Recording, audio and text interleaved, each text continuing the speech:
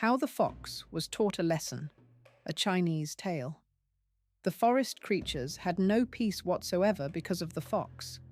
She'd outwit one, trick another, snatch a tasty morsel for herself here, and mock someone there to the delight, or dismay, of the entire woods. There wasn't a single animal in the vicinity who hadn't suffered at her paws. And yet, no one could come up with a way to teach the rascally troublemaker a well-deserved lesson. But the monkey thought and thought, grimaced, grumbled, and finally came up with a way to punish the fox. Overjoyed, he did a somersault and, leaping down from the tree, told everything to the rabbit who lived in a burrow beneath. The rabbit listened and simply blinked his eyes. And when the rabbit blinks his eyes, it means he's more than a little skeptical. "Come on, let's go find the fox," the monkey urged. "You can sit aside and see it all with your own two eyes." The monkey soon found the fox, bowed to her, and asked, "Most esteemed one, do you know what the tastiest thing in the world is?" Hearing talk of something delicious, the fox pricked up her ears. "The tastiest thing? That is interesting," she purred. "What is the tastiest thing? Do you know? I only just found out today that the tastiest thing in the whole wide world is horse meat.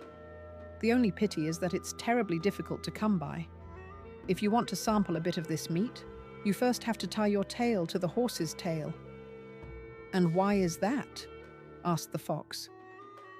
"If you don't tie the horse down, it'll run away, and you won't catch it," the monkey replied, and then quietly added, "Oh, the horse I just saw. It's lying in the meadow, fast asleep." The fox listened to the monkey, paused for thought, and then pretended to be indifferent. "We'll have to see if it's that delicious. We can talk about this later, but for now, don't tell a soul about any of this." And with a flourish of her long tail, the fox ran off. But she didn't run far at all. The monkey climbed back up the tree and watched as the fox slyly crept across the meadow toward the sleeping horse. The horse had worked hard all day, was utterly exhausted, and so was sleeping soundly. The fox snuck up, gingerly tied her tail to the horse's, and then chose the fleshiest spot and sank her teeth deep into the horse's rump. The horse was having a sweet, peaceful dream, but feeling a sharp, sudden pain, it instantly jumped to its feet and, without understanding what was happening, bolted into a full gallop across the field. As it ran, it threw the fox off, dragging her over the grass. After all, the fox's tail was firmly tied to the horse's. Ouch! This wasn't so tasty after all. The fox didn't know how to save her skin, but she was also loath to part with her magnificent tail. All this time, the monkey was watching the fox from his perch in the tree.